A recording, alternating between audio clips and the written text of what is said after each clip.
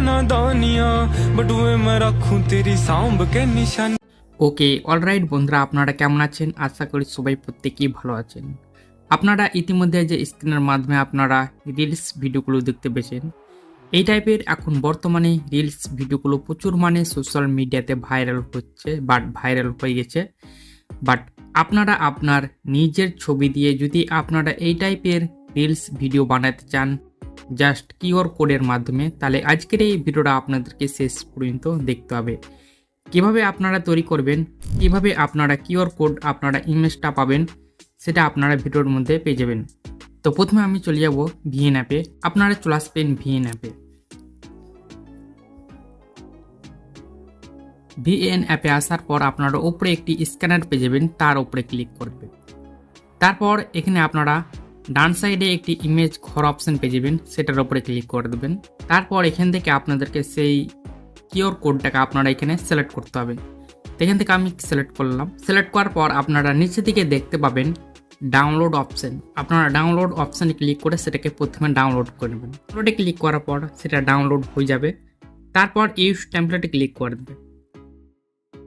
তারপর এখানে আপনারা তিনটি সেকশন পাবেন, all section, video section, photo section. প্রথমে আপনাদেরকে এই টাইপের একটি ভিডিওকে শ্যুট করে নিতে হবে।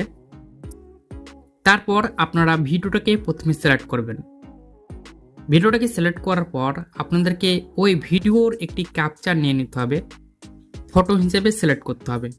তো প্রথমে ভিডিও এবং ওই ভিডিওর ক্যাপচার হিসেবে ফটোটাকে সিলেক্ট করতে হবে। তো এখান থেকে আমি একটি ফটো সিলেক্ট করে নিচ্ছি, ওই ভিডিওরই একটি ফটো নিলাম।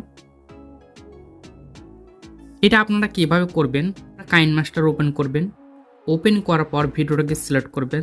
তারপর আপনারা 5 সেকেন্ড পিছু নিয়ে আসবেন প্লে করে। তারপর 5 সেকেন্ডের মধ্যে আপনাদেরকে ওখানে একটি ক্যাপচার নিয়ে নিতে হবে। ক্যাপচার নিলে ফটোটা ক্যাপচার হয়ে যাবে। তারপর এখানে আপনারা সেই ফটোটাকে অ্যাড করতে পারবেন। ওকে, এখানে আমি অ্যাড করে দিলাম। এখানে আমি অ্যাড করে নিয়েছি। দেন অ্যাড করার পর এখানে আপনারা নেক্সট বাটন ক্লিক করে দেবেন। নেক্সট বাটনে ক্লিক করলে কিন্তু ভিডিওটা প্লে করে দেখতে পারবেন আপনারা।